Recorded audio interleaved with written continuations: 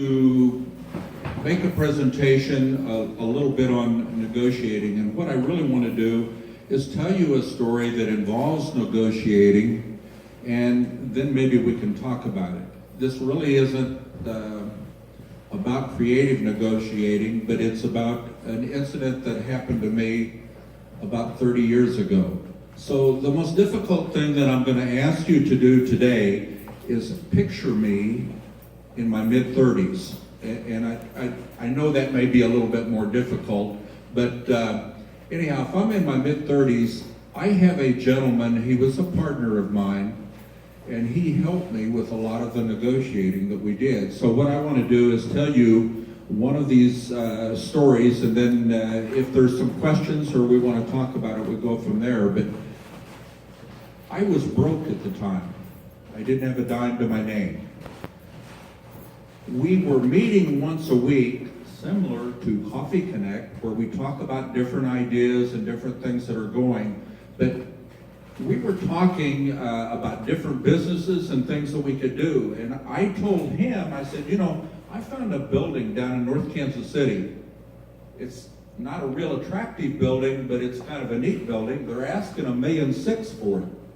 And I think you and I ought to go down and take a look at it. Trying to make this story a little bit shorter, we went down and took a look at it. And a week later, I said to him, you know, I was wondering what they would say if we offered them like $1 million. I wonder if they would sell the building for $1 million. He said, well, John, ironically, I've had the same thought. The difference is between the way you think and the way I think is I was wondering what they would say if we offered them $500,000. And it really kind of set me back a little bit that he would even consider that. But anyhow, with a little bit of conversation about it and everything, he said, well, why don't we go on and make an offer on the building? And I said, well, what are you thinking about? Are you thinking about a figure halfway between what I said and you said? And he says, no, I was thinking about offering them $400,000. And I said, Ken, that's about a fourth of what they're asking for. They're going to turn that down in a hurry. And he said, well, I've been thinking about the building. It is so ugly, I can't even imagine anybody wanting to buy it. Number two, if you think you have a use for it and we can fill it up, let's go on and make an offer. The other thing is, this building is owned by a large corporation that aren't even in Kansas City. They're in Illinois. And he said, what are they doing with a building in North Kansas City? And he said, it's so ugly. He said, I think people are sitting in a meeting trying to figure out a way of getting rid of this building. And he says, I think we ought to ask them if they would accept an offer for $400,000 and give us 120 days to get financing. And I, being 35 years old, I'm going to tell you, I thought this was absolutely ridiculous. And I was hoping that we could get something halfway in between. Well, anyhow, we did it his way, and it was a good thing. We made the offer for $400,000. We made the offer contingent upon us getting financing. And we sent the letter to Illinois, to the corporate headquarters. They wrote back a letter of rejection. And I said, well, we got turned down. And he said, well, tell me about what they said. And what he was interested in is what they were rejecting. And in the letter, it said the letter of rejection, and it said they can't give us 120 days to do the financing. They never said anything about the price. There wasn't any discussion about the price. And I said, Ken said to me, you're considering that a letter of rejection, and I'm considering it a letter of acceptance. They have accepted your price, or they would have said something. And he said, I suggest that you go to the bank, take the letter with you, tell the banker that you can't decipher it. You and I are arguing about whether it was a letter of acceptance or a letter of rejection. To make a long story short, the banker understood what we were talking about. He said he would help us, and the building was purchased. Your question may be, could the building have been bought for $300,000? Probably. Probably. It's just I didn't have enough nerve. The whole point in telling you about this negotiation, it was an attractive building, and my partner says it'll never make money, but it will be a good piece of property. The point that I would make on this is sometimes,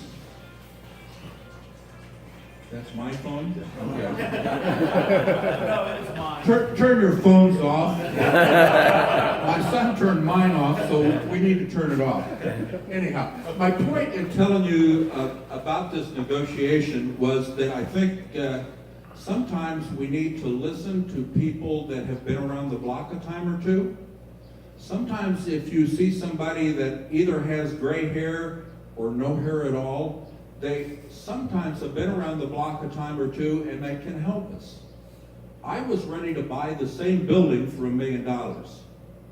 Although I was broke at the time, I already told you that. But the banker knew what they were asking for the building. They knew that they had said nothing about the price. He told me that they would do it. He said, John, the only problem is that you tell me you're broke, and I know you're broke because I'm your banker. But he said, you've got to find a way to put in some cash. Either get your partner, and I said, well, I'm getting a real estate commission. Would that real estate commission be enough? He said, yes. So anyhow, he financed the building. We did the building. We still own the building. But it is something that we did 30 years ago. When you're talking about creative negotiations, if you're really being creative, sometimes you listen to sometimes other people that have a little more gray hair, that have been around the block a time or two, and I think that's what really helps. The fact that we met once a week and discussed different ideas, I think that's what we are all doing here today. I'm preaching to the choir. But I think sometimes it really helps to have somebody that has been around a little bit, and we can pick up different ideas from them. I think Coffee Connect does that. We do that every Wednesday morning with this group. If you want to go a step further, on Thursday afternoon, Rich has a think tank. You know, sometimes we have no agenda at all. We have no agenda at all, but we talk about different ideas, things that are happening in North Kansas City, things that are happening in our own life. Sometimes we talk about personal things, sometimes we talk about business things. But I always recommend to my son and my daughter that they always have somebody that they visit with, either a beer, a Coke, water, doesn't make any difference, but they visit about different ideas and different things that are going on in their life. Again, I don't know that my agenda has anything to do, not my agenda, but my presentation this morning has anything to do with negotiation, but I think it does have to do with using a little bit of the people around us, having people that have been around a little bit longer. I think that's one of the things that has helped my company. We've been creative. We've had to use our head and think outside the box and think of different things to do with old buildings. I don't own any new buildings. Every building I've got is over 50 years old. Some of them are almost 100 years old. Anyhow, he's telling me time. I'm finished. If anybody has a question or a comment, love to hear about it. If you don't like what I presented today, that's what this group is all about. Let's come up with a different agenda, something else that you want to hear about, and let's keep Coffee Connect going. Anything anybody want to say or ask?